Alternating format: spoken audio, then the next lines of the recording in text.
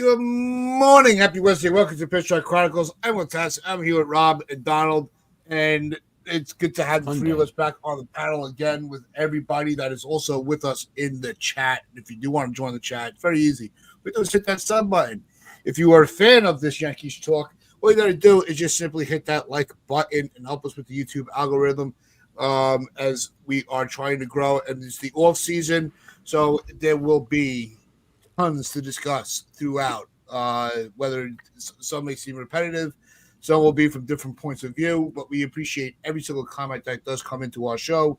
So if you would do us that favor and share this video out as well.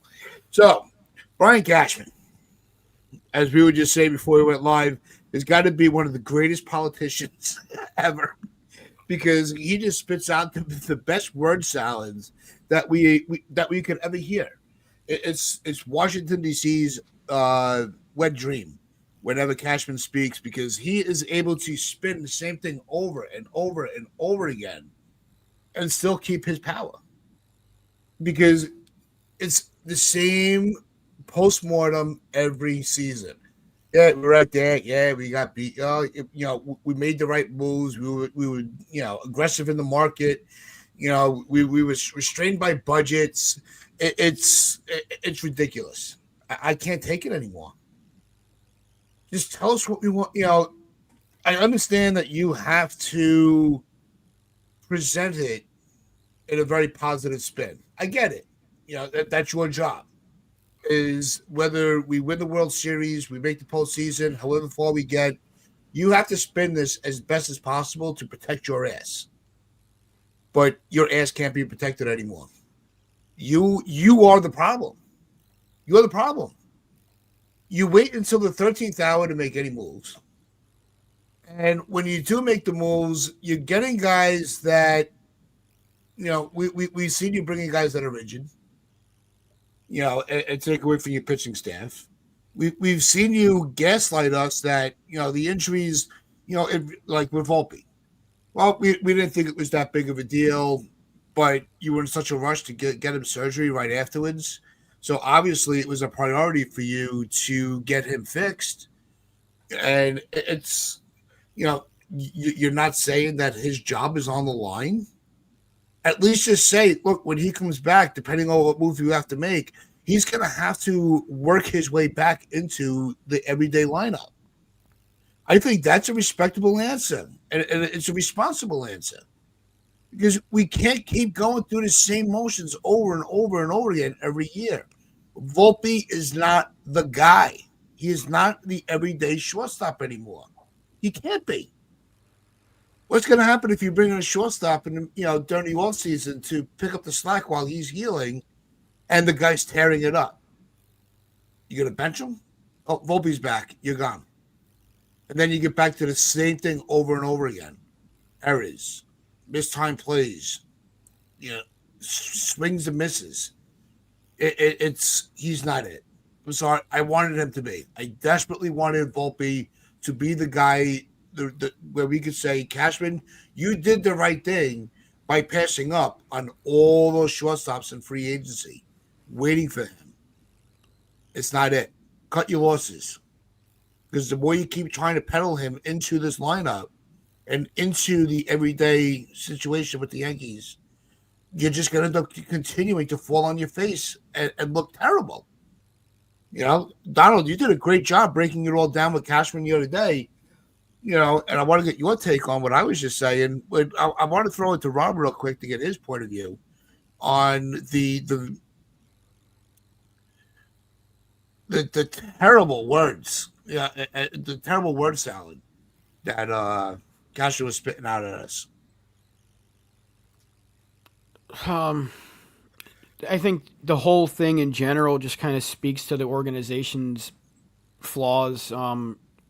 Whether you like Anthony Volpe or not, you can't say that they treated this right. I mean, they knew the guy was hurt. He told them that it was a pop when he got hurt, and they made him play through it. But he's not the only one they did this to. We talked about it all season long. It was him. It was Leiter. Previously, it was Rizzo. He played through a concussion when his head was mashed potatoes. So it was just This has been going on and on and on for years where they let guys play through injuries. They always say it's not that big of a deal, and it turns out to be worse than it actually is. So whether you like Anthony Volpe or not, they did him no favors. They've done him no favors by coddling him, and they're doing him no favors again by basically giving him the job without having to earn it next year. So they're doing nobody favors. And you know what? They're not going to get a shortstop because they're going to say, well, if Volpe's coming back at some point next year, we have Caballero to do that. And they'll say Cabrera's coming back from injury. They'll maybe sign another infielder or something like another utility guy and say we have options to survive until Volpe's back. This is exactly how they're going to spin it. So the whole post-mortem is exactly what we said the other day before, is going to be nothing surprising. They're not going to tell us anything that we want to hear. Hal Steinbrenner couldn't even talk to us. He had to use Cashman as his mouthpiece. I guess he had to send it in a message in a bottle because who knows where he is. And Aaron Boone was actually the smartest person in that room, apparently. Because he was actually somewhat accountable for his actions, which is a little bit of a change of pace from him. Still don't want to hear him speak. Still wish he wasn't the manager. But at the very least, he was, for the first time maybe ever in his tenure, seemed a little bit upset by his decision-making and seemed to own up to some of his mistakes. So there's that. Cashman told me nothing that I wasn't already expecting. And just the fact that him and Boone both are saying different things about the Volpe injury, it turned out to be a bigger deal than Boone says, I don't think it was. They can't even get on the same page, and I'm supposed to believe that these two are the right people for the job. I don't think Cashman's the worst GM in the world. I think the roster was good. I mean, they did have 94 wins. They did have the best offense in baseball. I know that didn't matter much in the playoffs, but the pitching was still relatively good. The rotation's going to be really good. The roster's not a problem, but he's a prick. So it's like, it's just like, it's hard to get behind this guy because it's like, on one end, you're like, hey, it's very hard to GM a team for almost 3 decades and never have a losing season. You've only missed the playoffs a handful of times. That's not easy to do. A lot of teams would sign up for that, despite only having 1 ring, really, in this century, or 2. But it's just, we want more. We expect more. We expect greatness. We expect a team that cares. And with this post-mortem every year just tells us that they're very okay with it. They might sound like they're upset, but the fact that every year this keeps happening and every year we get the same nonsense, it's hard to really get behind this front office. This is what we've been saying for the last few years. A complete overhaul is needed. Not because I hate Brian Cashman, but I think it's just for the betterment of the team to just start fresh. But we know they're not going to do that because Hal Steinbrenner can't even come out and speak to us himself. Why would he start fresh? And they had an opportunity to do that a few years ago. They didn't do it. They extended both of them. Multiple times they have extended both of them. They had a handshake agreement with Brian Cashman when he wasn't even technically under contract. So that tells you everything you need to know. This regime's not ending anytime soon, and it's a damn shame because this team should at least have 1 ring in this window, this Aaron Judge window, and they wasted his outstanding season and postseason. And it's unfortunately, the window's closed in my opinion, or it's at very least it's like a crack open to maybe a surprise year can get it done. But nothing he said surprised me. Nothing he said on WFAN surprised me. First of all, the fact that he was on that goddamn network, but some of those hosts were actually making sense. And I'm like, if I'm finding myself agreeing with WFAN hosts, there's a problem. And they were right. Brian Cashman, for some reason, is bringing up a quarter. I don't know what his football reference. Did you guys hear that? With shortstop and the quarterback. Yeah, he brought up Zach Wilson of all people, and I was like, Zach Wilson stunk for every time he was out there, and who knows? I don't even know what team he plays for now. And I think Donald talked about this on Yankified, and I was just like, that's so true. Like, how in the blue hell are you bringing up Zach Wilson to compare to your current situation? And it's just like, this guy should run for president because he's good at lying, he's good at bullshitting, and he's got people that actually believe his bullshit. He's a perfect politician. So nothing he said surprised me. Nothing from this press conference surprised me. I came out of the press conference the same way I went into the press conference, angry and pissed and expecting nothing. And I got nothing. So that's the New York Yankees for you. Yeah, Donald. Right. So spot on. Let's start with the fact that Hal isn't here. The fact that Hal isn't here leads to power means there's a power vacuum, right? And who's filling this power vacuum? Brian Cashman. Brian Cashman is now power drunk. I think that's what the problem is because Brian Cashman, when he's doing his job, which is GM, he's actually fairly good at it. Now he's not elite, but he's still very good. He still he tends to make the right moves more often than he doesn't. Okay, but the problem is he runs the organization, and that's where it's gotten to the point where he can't see the wood from the trees because he's been in it for so long, and he's power drunk.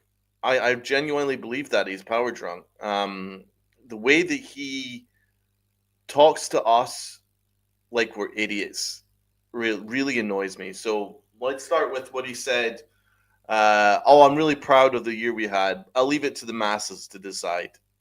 Like, as I mentioned, Yankified, I felt that was disgusting. I'll leave it to the masses to decide. It's like he's sitting in his ivory tower and he's looking down at us like, oh, we'll leave for the peasants to decide if they're happy or not, but I really don't care if they are happy or they aren't. That's what it says to me.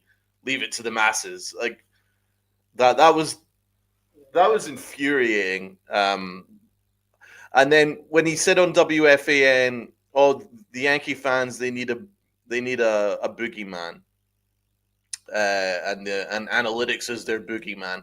Once again, he demeans us. Once again, he undermines us. That's all he does. Like he just speaks to us like we are below him, and it's frankly insulting.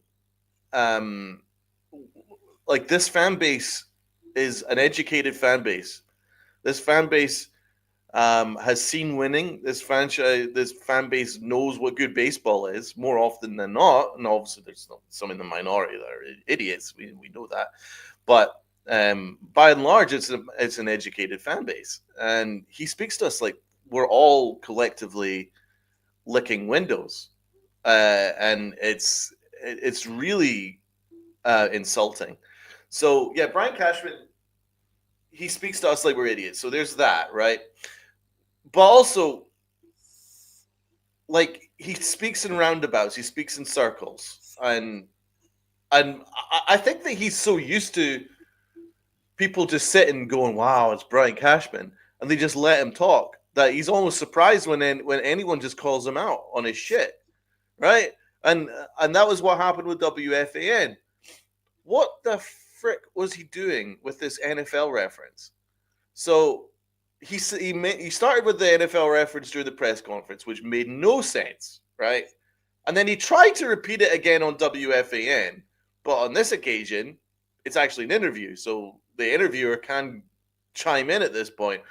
And he's like, "Oh, it's just like it's just like the NFL, with first round quarterbacks. What?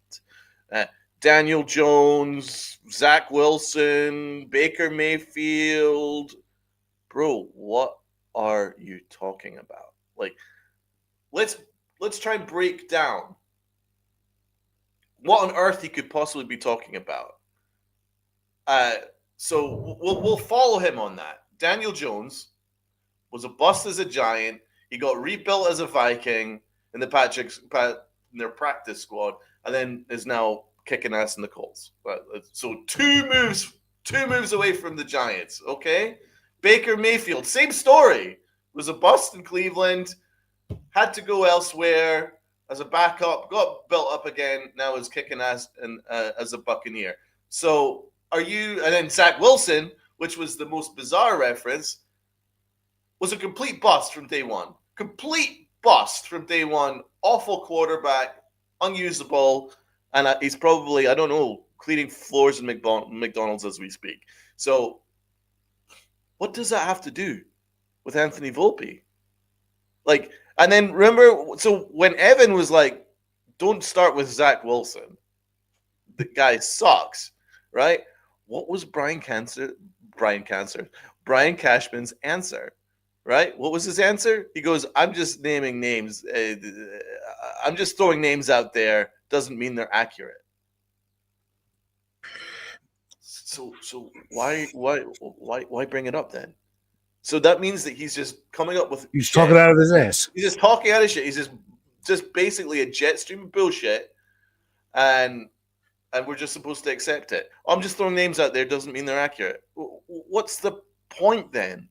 You don't have a purpose, so you're just bloviating shit, and that's what's really irritating. He does think that we're all idiots, that we can't like discern what he's thinking. So that is insulting. So there's obviously that. The way he speaks to us is insulting. The Anthony Volpe excuse is insulting.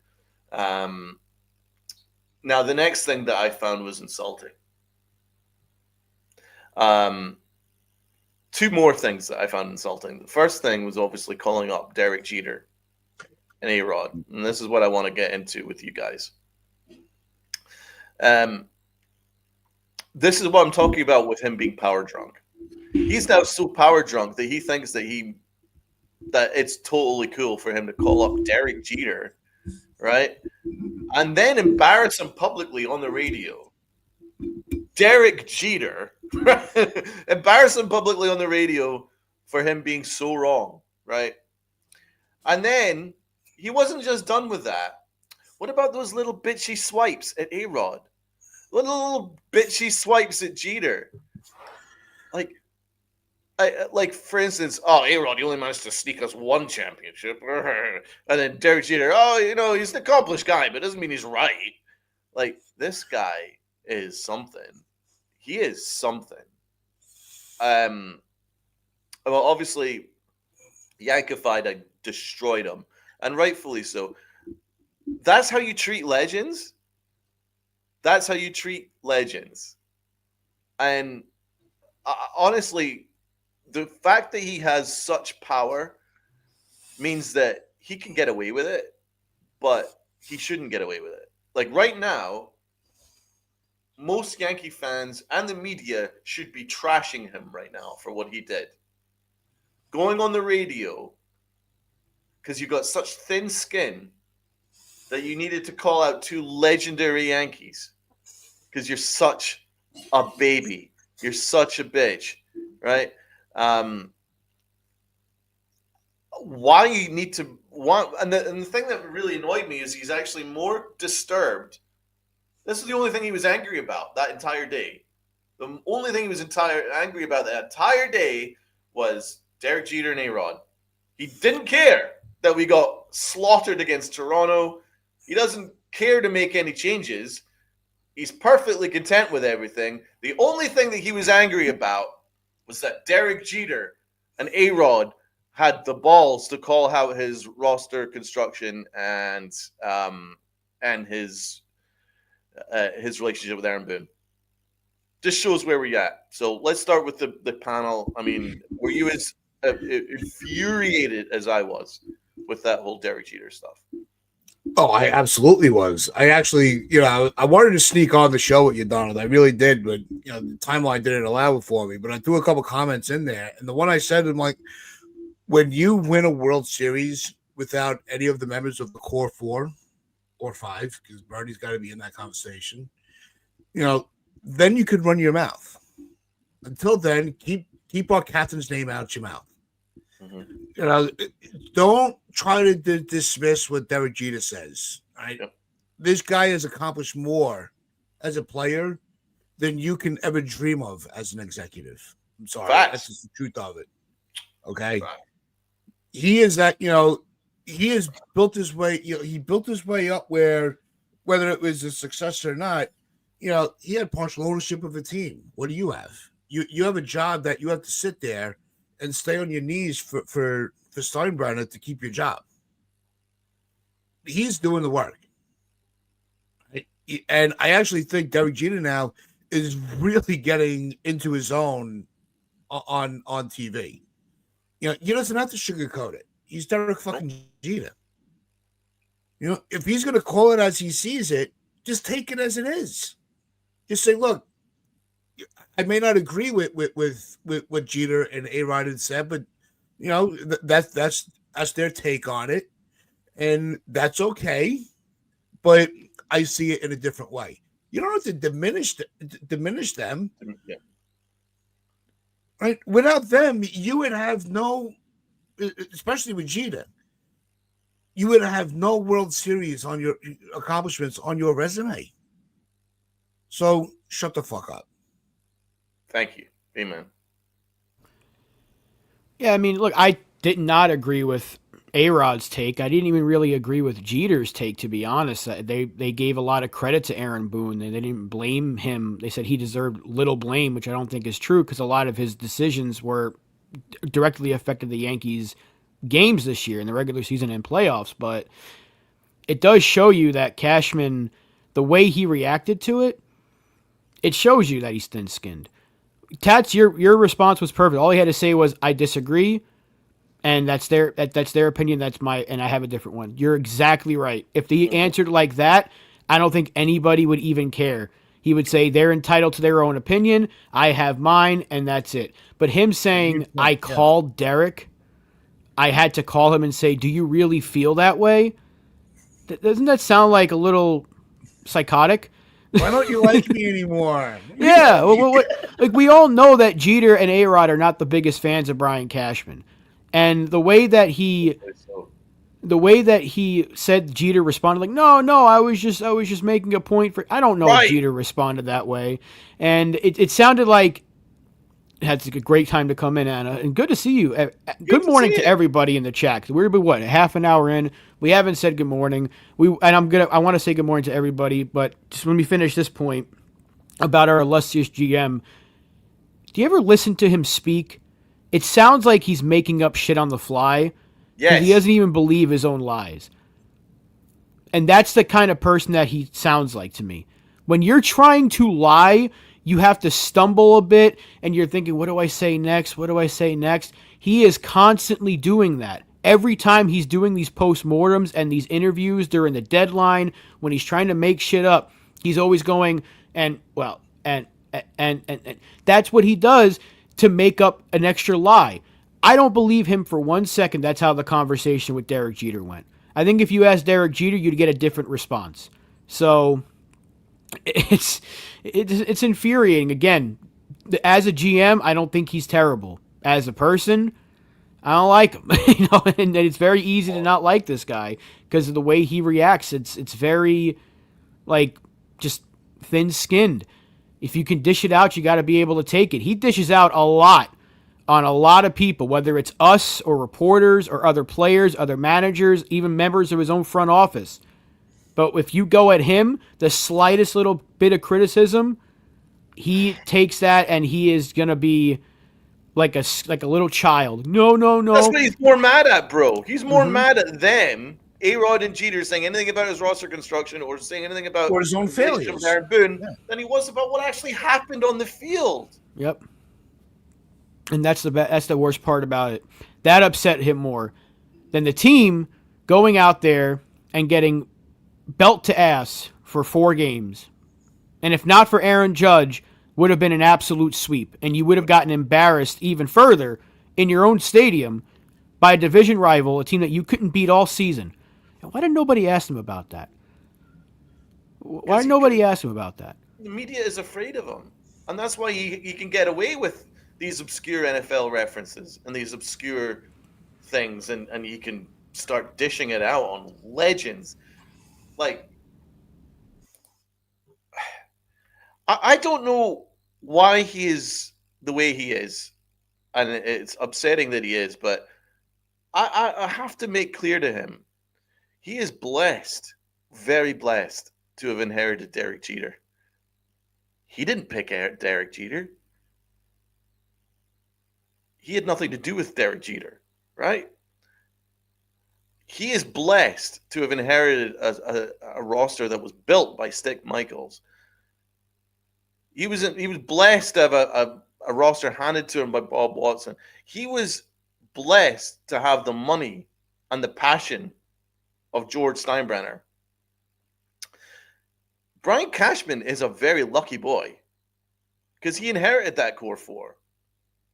And Derek Jeter is one of the most special players to ever play the game of baseball. And A-Rod, for all his faults as a person, you cannot fault him as a player. He's one of the greatest players to ever play the game. Ever. He's also one of the smartest. He's a very smart man. Very smart. He knows baseball inside out. He's a savant. Anyone who would have worked with him, anyone that played beside him will tell you exactly that. He's a baseball savant. But Derek Jeter is obviously he's one of the greatest players to ever play the game of baseball. So Brian Cashman is blessed to have had that. And by the way, he tried to lose Derek Jeter in free agency. Don't forget that. He was the one that told Derek Jeter to go test free agency. Jeter. The Derek freaking Jeter. He's like, "I'll go test free agency." It was the fact that Jeter came back and was like, "Dude, I don't want to play for anyone else other than the Yankees." But Brian Cashman tried to get rid of him. That speaks to this little prick that he is. He is a prick. He is a prick's prick, and he is a bitch as well. The way that he's treated Jeter over the years is why Jeter has very little to do with the Yankees anymore. The way he's treated a lot of players is why a lot of the players have nothing to do with the Yankees anymore. Do you see any legends at Yankee games anymore, other than ones that are employed by the S Network? No. You don't see Posada there. You don't see Mo at games. You don't see Jeter at games. You don't see a lot of the Yankee legends. And I put it to you guys that the big reason why is Mr. Weasel, the GM. Now, he's a good GM. I'm not saying he's a bad GM. He's a good GM. But the way he treats people is horrible. And not enough people call him out for it. The way he talks about Jeter, like, when he called him up, he was like, Jeter was like, "Ugh." That's not how Derek Jeter would have been. I doubt that for a minute. And so I find that all incredibly insulting. I find the way that he speaks to us is insulting. The way he speaks to legends is insulting. And he's power hungry. He's power drunk. And he's lost as a GM. He's lost. He's completely lost. Because he's been in the job for too long. Like, he's forgotten how blessed he is to have inherited this roster. And by the way, since the core four's gone, what has he really done? That was my point, yeah. What has he really done? Like, what has he done? What has he earned for him to be all right to just piss on A-Rod's career as a Yankee and undermine Derek Jeter? What has he really done to earn that? Because since they've left, what has he done? He's not won a single championship without Derek Jeter there. Or A-Rod, for that matter. So maybe, Brian, shut the fuck up. How about that? He could have had another dynasty, and it was his own decision-making that prevented that, letting some of the key pieces from that 09 team go. Yeah, the core four was kind of on its last legs at that point, but Jeter was still playing at a very high level after 09. Posada was fine. Pettit was still pitching really well. You had CeCe. You had A.J. Burnett, who was... But you still had Mo. You still had a really good team. You had all this money invested, and we talked about this ad nauseum on this show for 5 years, but we all know what happened after 09. The team got worse. He made the team worse. He replaced Matsui with Nick Johnson. He replaced Chien-Ming Wang, who was hurt, for Javier Vasquez. Again, he brought back 2 failures a second time, saying it'll be different. It wasn't. And the team just got progressively worse. His decision-making got progressively worse. He didn't account for injuries. They had no backup plans for anybody. We talked, and it's still going on to this day. There's no backup plan when anybody gets hurt. And remember the year that Travis Hafner was the big move, and Vernon Wells, and those were the guys, Lyle Overbay, like those are the guys he was picking up to try to win a World Series. And So, yeah, he hasn't done anything without the help of Derek Jeter. He hasn't done anything without the help of Pettit, of Mo, of Bernie, of Posada, and even that 1 year of A-Rod. Matsui. Without those guys, he doesn't. That '09 ring you can really say is his only ring, and even then, signing CeCe and Teixeira that year were the most obvious things you could have done because you missed the playoffs the year before. But that was the last time the Yankees were actually like mad when they missed the playoffs because they had players on the team that were mad as well. Now there's only a handful of them that I feel like are actually pissed off about what happened this year because they don't attack it differently. And again, just you hear the way they talked about it during the press conference. Why does Jason Dominguez have to fight for playing time when he's done nothing but do everything you've asked of him? And he's actually had it with a smile on his face. He could easily be down at the dumps, but that dude is always smiling and having a good time. And he's being treated like shit. Spencer Jones, he's put himself in the conversation. Anthony Volpe, though, the guy that you let play hurt, and you furthered his injury by letting him play every single day, despite the injury, he'll come back and be the starter. Not to mention that, but now Rodon's hurt. We didn't even know about this. Rodon's hurt. He's going to miss the start of the season. You're not going to have Cole. You're not going to have Schmidt. Thank God Schlittler pitched the way he did. Thank God we still have Luis Heel. And thank God they still have Will Warren, actually, because now we're going into next season down 3 starters, and we're not even in November yet. This is the Yankees. This is how they operate, and it's annoying. It's really annoying because, again, this team did have a good season record-wise. Statistically, they were good, but it was a failure. So how can you be proud of it when you failed? You can't be proud of losing to the Blue Jays in 4 games and watching them celebrate on your field. You cannot say we're proud of the effort. You cannot be proud of your process when it doesn't yield the result that you tell us is the ultimate goal. If you tell us the goal is to make the playoffs and we do that, you've accomplished your goal. We may not agree with it, but if you tell us we want to make the playoffs, that's the goal, which is a terrible goal to have because every team should be gunning for the playoffs at least, then we can't be mad that you accomplished your goal. But if you tell us our expectation is to win a championship, which he said it again because he said Hal wants to win, and you go get bounced out in the first round or second round technically by a division rival on your home turf, again, you watch another team celebrate on your field, again, you failed. How can you be proud of that? Why should I be proud of that? I don't wear this on my freaking head every single day of the week to say we made the playoffs. Hell yeah, throw a party. Fuck that. I want a ring. Call me greedy. Call me spoiled. I want 28. I want 28 more than anything in this world.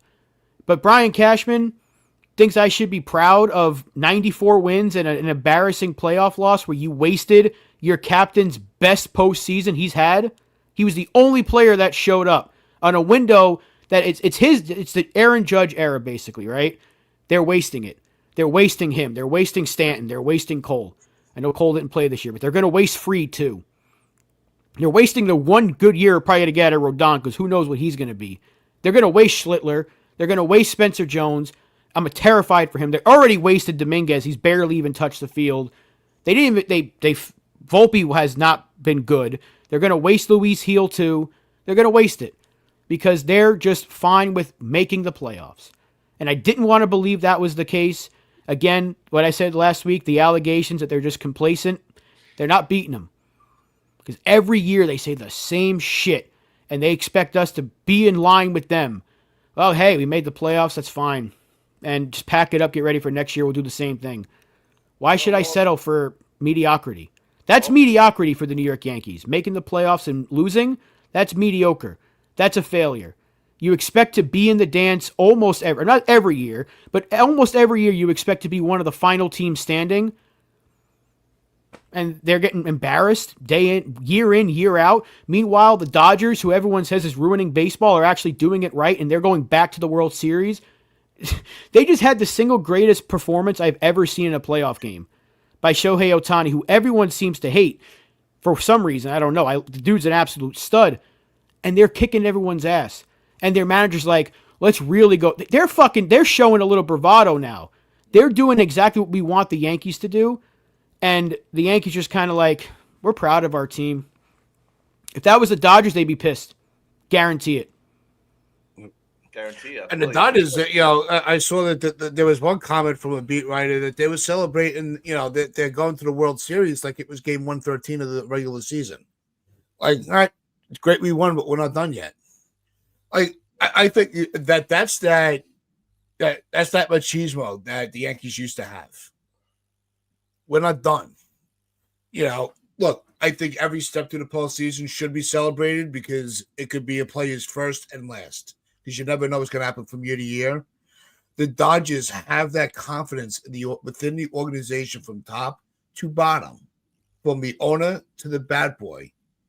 All right, this year. Next year, we're going to be right back. Their mission is to get right back where they were, and that's the goal that the Yankees used to have in spades, and it's gone. The Yankee magic is pretty much all been destroyed by a lackluster, lazy front office. Take it a step further. I'm sorry, Donald, but like they just got to the World Series and we're already hearing they're going to pursue Kyle Tucker. Mm-hmm. They're already gearing up to get better. Year. Let's just go get better. What did they do last year? They won the World Series. Let's go get better. Let's go get Blake Snell. Fuck, even if he's not good, let's go get the best relief pitcher on the market in Tanner Scott. I bet they regret that now, but still, they don't care. Money is nothing to Williams them. Next year, pitching, to a 0 ERA. Yeah, money's nothing to them. Fuck it. Let's just go and get better. If the league allows us to do this, because everyone's saying the Dodgers are bad for baseball, but if you look at, there's a graph that someone recently put on of how much teams spend in revenue compared to payroll. There's a lot of these lesser teams that are making $300 million that put in nothing. So it's not the Dodgers. It's not the Yankees. It's not the Mets. It's not the Phillies. They're not ruining baseball. We talk about that, and that's another conversation, but the Dodgers are doing exactly what baseball allows them to do. They get better. We won a World Series. We kicked the shit out of the Yankees on their stadium. Let's go do it again, but let's be better while doing it. Let's go add Blake Snell, who everyone told me was a 5-inning pitcher, and this dude is going 8 innings in the fucking playoffs. Shohei Ohtani, who everyone was laughing at, who's got a 160 average, just shut everybody up with one game. Tyler Glasnow, who they make fun of, he's made of glass. Well, he's been pitching lights out. That team is built for October, and they're showing it. They're kind of like a basketball team where it doesn't really matter what you do in the regular season. Like, remember when the Cavs would kind of like just get to it? Let's just get to the playoffs, and then they just run through it. When the Heat would get to the playoffs, when they had the super team, Golden State, the Bulls would win 70 fucking games. That's a bad comparison, but like, when you get there, you're not going to beat them. The Dodgers are a powerhouse, and that's what we want the Yankees to be. But they don't want to be that. And it's sad. A few minutes ago, you were talking about Brian Cashman not taking advantage of 99's window. And to that point, this goes to what Brian Cashman said. This is a shout out to Luca here. Luca drew my attention to this quote from Brian Cashman. It says here, Brian Cashman on whether he's trying to maximize the final years of Aaron Judge's prime. I just look at putting the best team available. I don't look at it as we have to maximize this or that. There lies the problem. In there lies the problem. So, as we're talking about, you've inherited another generational player, and you're wasting him for your own ego because you just want the status quo, because the status quo is the easiest, because you want to keep your boys in positions of power. That would be Mike Fishman. That would be your awful medical staff, which has gotten some players killed. And by the way, you said at your press conference that it's the best medical staff in the world. He is wasting Aaron Judge. And that's a crime.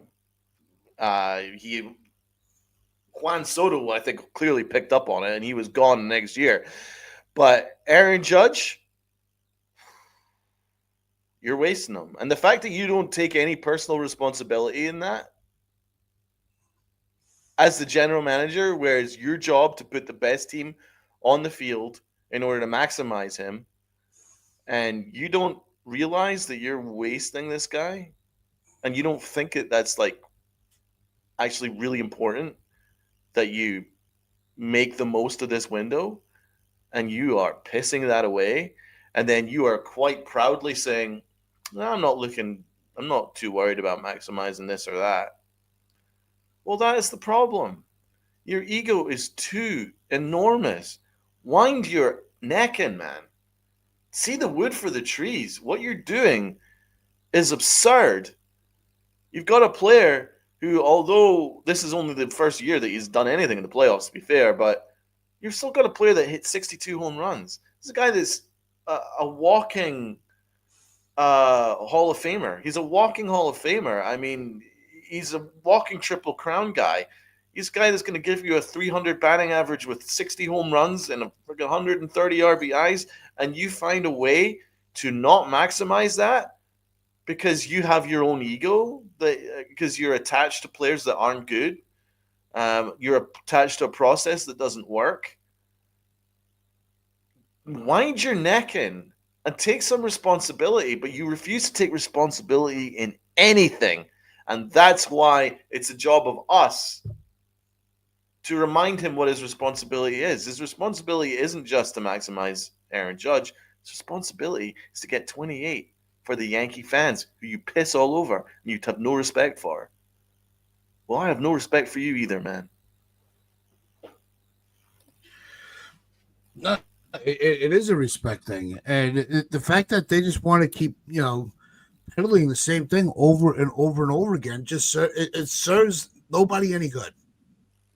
It really doesn't. And, I'm seeing, I want to get to some of the comments here because we wanted to shout out the chat. And we are going to do that. We're actually going to do that right now before I get to my next talking point. So I want to say what's up to everybody in the chat. Glad you all hanging out with us and being patient and dropping those amazing comments. What's going on? We got Dave Rice hanging out with us. You got Mr. Barrows, Jared, John the Beagle Dad. We got Doran, Stephen B.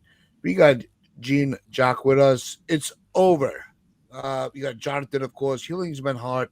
TC Steels. What's going on, TC? We got Sandman hanging out with us. What's going on, Sandman? And I want to just scroll up a little bit, make sure we do not miss anybody. We got FJ hanging out.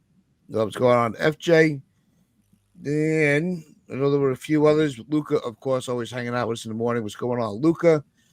I think that is the majority of it. If I missed you, I do apologize. Drop a comment. Sure to shout out Deb as the early bird because he did it again. Deb was the early. Yeah, I know that was a long ways. What was it? 4:07 in the morning. Shot probably. No. Yeah. There are people that brought it up, like we were talking about with the Dodgers. Sandman's cooking here in all caps. This piece of shit Trashman struck out on prime Randy Johnson. Didn't re-sign Pettit. Re-signed corpse of Kevin Brown. Bum Javi Vasquez. Didn't trade for Cole and Cliff Lee. I mean, I ain't gonna lie. You cooked there, Sandman. You definitely cooked there, bro. What about letting Matsui leave to sign Nick Johnson? That is still one of the best comedy acts I've ever seen in my life. Like that's my mind. I laugh every time. And he batted him second. That's stupid. Not only did he get him to replace Matsui, he batted him second, thinking, "Oh, behind Jeter, he's going to be great." Oh God. He's played for like a week and he got hurt as per usual. Like it was unbelievable. He's an on-base machine. Well, Matsui was an on-base machine and an RBI machine. What did Nick Johnson do for you? I don't know. If we want to get into that rabbit hole, we can spend another 2 hours talking about Brian Cashman's mishandling of the roster. But the thing is, this wasn't even that bad of a roster. Like, even the critics were going into the season like the Yankees might be a better overall team than they were last year. And they kind of were until the guy who apparently doesn't deserve any blame decided to change everything that was working. So it's just an ongoing issue between this entire front office and the way it's run. And that's why we've been asking for a systematic change, internal change for years now. But we're not getting it. And someone brought up in the chat earlier that he's the longest tenured GM. This is the longest tenured front office. Yep. Their most recent hire, that doesn't, if you want to include Minaya and Sabian, who have been in baseball for as long as I can remember, Minaya is not very good at his job. Mets fans will tell you that. And the most recent hire, I think, was Fishman in like 2006 or something. So God. you're telling me that this is not, it's been long overdue for a complete overhaul? It's been overdue for a long time. They have the oldest front office in baseball. Every other team has gone through changes for better or for worse, but every other team takes those chances and tries to change things around. The Yankees don't do that because they feel like they're better than you. Their process is better than yours. They say that teams have caught up to them when they've been lapped several times. That's something that we've been talking about for years. And it's just corrupt organization. There you go. They are a corrupt organization. It's kind of like a money laundering scheme. It's just like, hey, we're bringing in the dough. And it's, I don't know, man. They should be better, and that's the thing that's bothering me. And it should bother every fan. And I don't want to speak for everybody, but I think I speak for the panel when I say we know they should be better. And they have the best player in the world, and they just don't fucking care. Nope. They don't want to make sure that this guy gets a ring. They said it themselves. If I think it was Hal that said, if we can't get Cole and Judge a ring, it's considered a failure. Well, then do something about it. Well, that's you know what? That's what Cashman said last year. But now he's changed. Cashman that said it, right? Cashman actually said it a year ago, but he's changed his tune a year later, and that's why it's so easy to call him out on his jet stream of shit, because he actually undermines himself. It's like he just talks and bloviates. So, and he always changes the narrative every year, and he thinks that none of us are smart enough to call him out on that. So, when you go back to the whole, let's go back to that conversation about Derek Jeter and all that stuff, right? By the way, he was on the Michael Kay show a couple of years ago. I remember listening to it, and I remember noting it down. I wrote it down at the time because I was like, this is going to be something that's going to come back and bite Brian Cashman in the ass. He told Michael Kay, he says, the process is, yes, Aaron Boone has the flexibility to make a call from his own gut, but if he does, he still needs to answer to me and Mike Fishman and the analytics staff as to why he went against the plan. He said that a couple of years ago. So then you fast forward to now, and all Derek Jeter said was, you know, it's a collaborative process with Aaron Boone in the front office, and then they make a plan. Somehow that is now so tragically wrong and so incorrect that Brian Cashman had to go in and shit on him, shit on A-Rod, and shit on the fans. Oh, analytic boogeyman. Dude, you're the one that's created this analytic boogeyman. None of us have an issue with analytics. You're the one that's made it the boogeyman. Because it's like this all-seeing, all-dancing thing that has no accountability. You know what I'm saying? And that you've made it that fucking boogeyman, man, because you're the one that's made it a problem. The Dodgers are one of the most analytic organizations on earth. The Dodger fans don't have an issue with it. Why? Because they make the most of it and win. What you do is you use it as a crutch, and you use it as an excuse to attack us. That's not how you're supposed to do it. So you've made it the boogeyman. The fans haven't made it the boogeyman. And you're the one that's lying every other year. A couple of years ago, you said that's what the process is. Yeah, Aaron Boone can make moves on his own, but if he does, he still needs to answer to me. So, what's changed? You also said a couple of years ago, it's not wins and losses, it's the process. You'll never fire Aaron Boone over wins and losses, as long as he follows the process. You're the one that's made analytics the boogeyman. Don't blame us. Don't blame A-Rod, and don't blame Jeter. And the truth is, they did have a point. That's why they said it, and you know that's why they have a point, and you can't have that narrative out there, so you had to call them and try and embarrass them. If they weren't right, you wouldn't feel the need to do that. But you had to try and prove them wrong, because you are an egotistical fuck. It's fragile. To follow that up, geez. No, it's look. The one thing also I took away from everything this past week is doesn't it send, don't you get that sense they already have the excuse for next year if they have, if they fail again, that we did not start the season with our intentional starting rotation, because they're gonna, Cole's, I don't think Cole's going to be ready for opening day. He might be, but I'm not putting that into stock. I know he started a throwing program, but that doesn't mean anything with Tommy John. You're not going to have Schmidt. Now Rodon's not starting the beginning of the year. So your top three, top four, your rotation right now is Freed, Heel, Schlittler, and Warren, and whoever else they plug in. Like you could already see the writing on the fucking wall. And we also didn't have Volpe to start the year because he was, recovering from surgery. Addition by it's like, here we go again, because they're gonna, like the old adage, we said it for years. Well, when these guys come back from injury, it's like trade acquisitions. Like, and that's they can't get away from that mindset. Yeah, it's like, it's like a cheating, spouse that I'm going to change, and they never do. They tell you everything you want to hear. And then they go right back to their old bad habits. It's worse than that, Tats. Because Brian Cashman said that he's not going to make any changes. So it'd be like a cheating spouse going, I ain't going to change. And you're just going to have to accept it. Take it as I am or leave me. Yeah. But we're not going to leave the Yankee fan base. I mean, that's just, preposterous. I'll never stop rooting for this team. And like, you get this narrative, just stop going to the games. Oh, you still want to support the players. It's not their fault that they're being mismanaged. So it does put this management team has really put this fan base against each other and the players. And they're just sitting back in their ivory tower with no risk of any change. Hal's not going, hey, you guys better figure this out or you're out. Like, that's never going to happen. They're just going to watch. They'll get to the ALDS next year, and they'll all get an extension.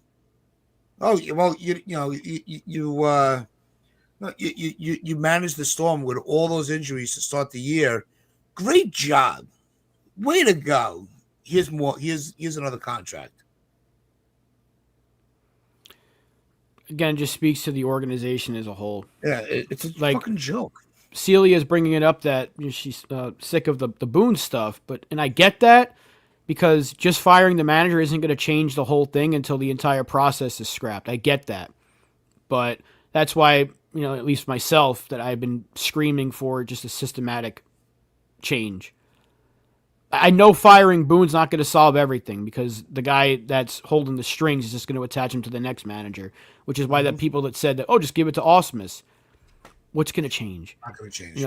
They brought in Sean Casey because they thought it would be a different look, and it was the exact same thing offensively. In fact, their hitting coach Rosen the last couple of years has been pretty good. He's going to get a managerial job potentially, so good for him. But just think about how they're doing this with the coaching staff. I don't know how to pronounce his name, but the guy that they're very high on, they really like him. He's great. Not a performance issue, but they're going to give him another job. So if it's not a performance issue, what is it?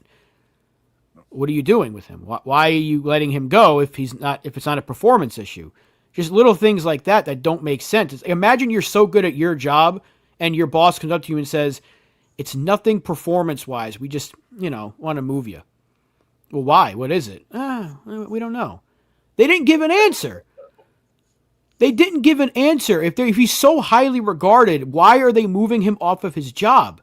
And I'm sorry if I don't remember his name. I don't want to butcher it. So it's the assistant hitting coach, I think, the hitting instructor, that they want to move off of his job that's not performance related. What the fuck is it then? There's so many things that just don't make sense, and they think that we're just a bunch of like blockheads that can't put a circle into the right part of the freaking kid's toy. It's like, what part is it going? That's what they think we are.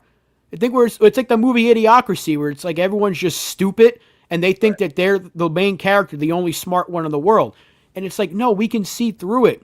We saw a winning team. We're lucky enough to have witnessed the dynasty. And I know we sound like the old men yelling at the cloud, I was there for Bernie. But like that's what we all we have to hang on to, because that's when the team was competent. That's when the team cared. They got better. They won 114 games in the regular season, 125 in total in 98. Say, let's go get Roger Clemens. Fuck it. Why not? Let's go win another one. And then let's go win a third just to be safe, and almost win 4 in a row.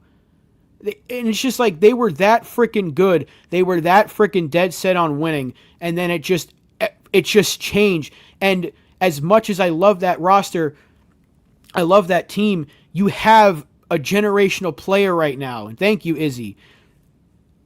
I don't get to Izzy's comment, because the more I talk about this front office, the more Izzy! Thank you so much for the super chat. You know that means the world to the channel. Anyone else who wants to take Issy's lead, please do so. But thank you so much, Issy. You are a legend. I'm in LA and told everyone all year the Dodgers are different. We have to match them. Arm for arm, bat for bat. Number 35 is not enough. We need Tucker and a Hall of Fame arm. That's what they do. That's why the Dodgers are acting like what the Yankees used to act. Mm-hmm. They want to get better. They want to be better. They don't make excuses. If they got knocked out in the DS, if they lost the division and then got knocked out in the DS, the same team, and not just knocked out, slaughtered, they would be pissed. They would be angry. There would be changes. They would be coming out publicly going, that will never happen again, my God. What did Brian Cashman do in the same scenario? You lost the division and got slaughtered to that same team. You're just like, really proud of our guys. Really proud nothing's going to change. That's the difference. That's the difference. So salute, Issy. Thank you so much, man. It really means the world. Do you know what? Another we did touch on it, but we didn't really go into depth on it. The whole Anthony Volpe injury. I'm not going to go into how horrible a player he is. That's we already established that. It's the changing narrative between Brian Cashman and Aaron Boone. So Aaron Boone said his injury didn't have anything to do with his performance. Brian Cashman said it had everything to do with it. So, who's right? So then we fast forward to that interview with Evan, right? And it was a very good question. He's like, doesn't that seem to me like, or I think it was Sean Marash that said it, doesn't it seem that there's maybe like a little bit of a difference between you and Aaron Boone's opinion here regarding that? Because he says it's not a problem. You said it is the problem. So who's right? And you know what Brian Cashman said? He says, well, Aaron Boone doesn't have the access to Dr. Ahmad's medical files of Anthony Volpe. So I'm working on more information. So first of all, you're a prick. Second of all, why doesn't Aaron Boone have access to that? Right? He's the fucking manager. He's the manager of the New York Yankees. He's managing a player. Shouldn't he have all the information regarding Anthony Volpe's health? Or is it all just one big smokescreen? Rob. I don't even know, man, because it's like, yeah, I brought that up earlier. It's just, we've seen this before, though, where they say, Bruno will say one thing and then Cashman will say another, and it's like, if these two can't get on the same page, it's just a bunch of bullshit. Why doesn't Boone have the access to his own players' medical records? Because if he did, he would be able to make better decisions throughout the season. Maybe not play the guy fresh off of a pop on his shoulder. Again, whether you like Anthony Volpe or not, it is a terrible way to treat a player that you all tell us is the best player, the best shortstop. He's elite. You tell us this, yet it's just coincidental that his play completely fell off a cliff after that injury. Again, whether you like him or not, I know a lot of people don't. He was playing fine before that injury. His defense was good. His offense was good. He was doing just fine. He got hurt, just like Anthony Rizzo. Almost immediately after that injury, they fell off a cliff. It's not the injury. He's fine. It's a mechanical thing. Oh, he's just working on some stuff. He'll work through it. Anthony Rizzo was counting sheep on the field. Anthony Volpe had one arm, and whether you think that affected his throwing or not is the fact that he's already in pain while playing and having to swing a bat 4 times a day while playing every single day. It's not going to affect him. It's a ridiculous statement to make, and Lou maybe, but that's the same thing. Like, if that's the case, shouldn't they be like, what happened? Why is he all of a sudden going from at least a starting quality player to someone that shouldn't even be on a AA roster? Like, that's how much Anthony Volpe fell off. He looked like a fine, just a very solid starting quality shortstop for the first month and a half. Then he pops his shoulder, and he went from that to the worst shortstop in baseball. That doesn't just happen overnight. And the same thing with Rizzo. He was playing like an MVP. He got hit in the head, and he looked like a player that never stepped on a baseball field before. He couldn't field, he couldn't hit. And the Yankees are like, mechanical issue. They don't correlate point A to point B. There's my girl, Anne-Marie. How are you? Medical staff should be sued into oblivion. Amen. But it really, the medical staff is a disgrace. That is a disgrace. And Brian Cashman said it was the best ever on that awful interview with WFA. And another thing he said, which was really weird, and it goes on and Carl coincides with what we're talking about here, Garden. He says, Brian Cashman says that all players, their pain tolerance is so much higher than everyday people. They're superhuman. Yeah. They've got superhuman pain tolerance and all that stuff, right? So you don't really know how injured they are until you cut them open, he said. Well, you could probably look at the stats. You could probably look at the fact that Anthony Volpe went from a grading average player to the worst player in the entire sport. Right? And you didn't think that, hey, maybe there's a problem here? Oh, it's not. It's just a slump. How did he go from being a grade average player, who I don't like, but average player, to the very worst in the sport? An all-time bad year. All-time bad year. And Brian Cashman's like, we didn't realize how horribly he injured was until we cut him open. Well, maybe you need to figure that stuff out before doing that. And that goes along with Anthony Rizzo. Anthony Rizzo's brain was mashed potatoes because he got absolutely mauled. And he went from having a 300 batting average to having 050 batting average. And you didn't think, maybe there's a problem here. No, you didn't think that? No, because your medical staff is the best. Your process is the best, and how dare anyone ask you any questions? That's what it is. Pain tolerance, my ass.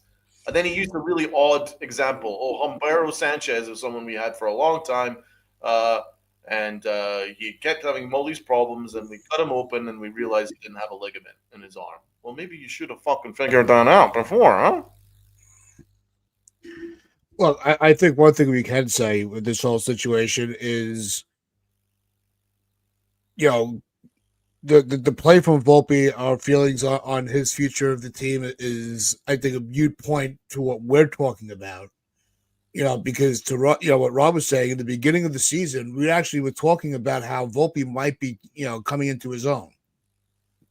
And he was looking like things were starting to click. And he gets hurt, and it's not so much. You could put any player's name in the conversation. It's just yet another mismanaged injury that was misdiagnosed or ignored, which is just as bad. That hurt a player's development, and what could have been a great year for said player. Doesn't have to be Volpe's name. Put anybody's name on that. So it's we're trying to going through the Volpe circle, but I think in general that the problem is just the medical staff and a lack of communication. As far as with the information coming from the front office to Aaron Bone, the manager is going to be asked these questions about a player. If you have information at your disposal, wouldn't it be wise to tell them? Instead of letting him figure it out on his own, going, well, I didn't see the report. Meanwhile, it's already on the internet before Boone even gets a chance to look at it. Like that is part of that. That is the baseline problem. Is Cashman does not know. I think he has lost his ability to communicate, not even with the fans and the media, but within his own organization. And that shows somebody that I think they are either done, they're bored, or they are so complacent in their position they don't give a fuck. Because he's the Teflon GM. He can't be touched. He undermined his own manager there. Yeah. And no one's really talking about it except us. Good for us, because I'm glad we're doing it. He undermined his own manager. I'm not the biggest Aaron Boone fan in the world, but Aaron Boone has every right to have all the information at his disposal before he can make the right call. And so there clearly is an issue there. There clearly is two people not on the same page. And clearly there isn't, because I echo what Rob's sentiments were. This is the first time that I'm not going after Aaron Boone. Aaron Boone didn't really say anything wrong. Aaron Boone was like, I really wish I could have done this differently or that differently. He looked genuinely upset. Like he had deep, dark circles under his eyes. He looked like he hadn't frickin' slept. He looked like he was upset, right? Brian Cashman looked exactly the same. Completely unbothered, and he was just spinning the same excuses. So on this occasion, I'm not going to go after Aaron Boone because really, it was Brian Cashman that had the disaster press conference. Like he really embarrassed it. But the reason why he can do so is the elephant in the room, and the elephant in the room is that Hal Steinbrenner is nowhere to be seen. So that's what I'm saying. Brian Cashman can get away with this. As long as the owner is absent, then Brian Cashman's ego is free to roam. So I guess our last point before we sign off, let's talk about where he said, Hal Steinbrenner told me that he's not happy. We really wanted a championship. Well, if you're that unhappy, why can't you bother to come and say it? Speak to us and say it. Get your PR guy to say it. You don't care. Bullshit you care. Bullshit you're unhappy. If you're unhappy, you would have found a way to get a PR statement out there. But you can't be bothered. Nonsense. All we got was a copy and paste. Thank you, fans. Thank you, customers. Now go back to your shitty jobs. I'll see you in April. Where you pay $100 for a Yankee ticket.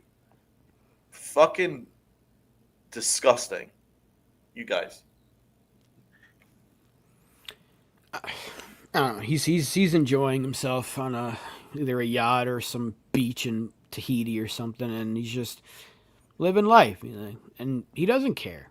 And I always thought that he would to a degree because people would drag his name through the mud, and nobody likes that. But clearly, it hasn't bothered him to a point where, it was just brought up. Steve Cohen tweeted about it. He was just like, "We're mad," and I don't even like that guy, but at least he was the first one to come out and say something as the owner of the team that is very vocal. He's very front and center. That's why Mets fans love the guy so much, and I don't blame them because at least they're hearing it from the guy who runs the organization. We have to get it from his mouthpiece. We haven't heard a peep out of the guy. Not even during the season. He didn't say a word. He spoke during the offseason, and that's it. And, I wouldn't care if they were winning. If they had won the World Series last year, even if they got bounced out, like let's say they made the ALCS and lost, I really wouldn't even care if Hal didn't speak that much because it'd be like, hey, he's letting his front office do his job, and they're doing a pretty good job of it. They're always in contention every single year. They're getting close. They're whatever. They at least have a ring under their belt. They don't. But he's quiet, and it doesn't make sense to me. Why at least come out and just put a written statement out, put it on social media, say something. Don't have Cashman come out and say I'm mad. This is generic. That's generic video game career mode response. How do you feel about this loss? I'm not happy about it. Do something about it then. Right. Same thing I said about you with Cashman saying, oh well, we don't want to waste Judge. That would be a disservice to him and Cole. Do something about it. We're not asking you to, I'll say what I said last year. I'm not asking you to match the Dodgers dollar for dollar, but you're one of 3 teams that can. It's the Yankees, it's the Mets, and it's probably the Phillies are the 3 teams, or maybe Boston for that matter, that can actually match them dollar for dollar. And the Yankees stop short, a position short, multiple positions short every offseason. They had a chance to go for the kill and get the best third baseman available. And they didn't do it. To add some more strikeouts to their bullpen, they didn't do it. This offseason now they have to address, because we didn't even know about the issues with Rodon, so they might have to address the rotation. They have to address the bullpen. They're going to have to address first base, shortstop potentially, and the outfield. Do I trust Brian Cashman on a Hal Steinbrenner budget to address those 5 positions? They're going to go into the spring 1 position or 2 positions short. So, yeah, apparently they're going to go after Murakami or Akamoto. We've been going after every Japanese player that hit the market the last few years, and it doesn't really amount to anything. It's over. Francis Romero. Several industry sources believe that the Yomiuri Giants will not post Kazuma Omomoto after this season. Omomoto was 29. One of the best hitters. Great.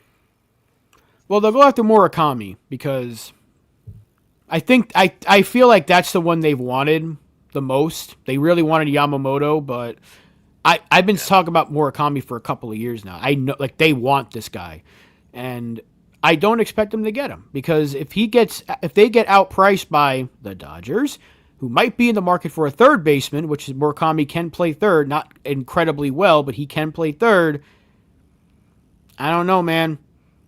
I don't think they're gonna be. I don't think the Dodgers are gonna be outbid by anybody. If they really want that guy, they're gonna go get him, and they've got the freaking perfect plan to recruit him. It's been working for them. They got Ohtani, they get Yamamoto, they get Sasaki, who's freaking amazing as a relief pitcher right now. And why not? They want Murakami, they'll go get him. But yeah, it's not that much of a crapshoot if you actually have like the best team. Believe it or not. Yeah. But the Dodgers, you're right, man. The Dodgers, the entire mentality is we're gonna go get them. That's their mentality. They are not worried. They're not bothered. They will go and get him. Whatever it costs, whatever it takes, they will get that player they want. Whatever it takes. The new Yankees, they're like, we'll dip our toes, but nah, we're good. And guess which team is successful? It isn't the latter.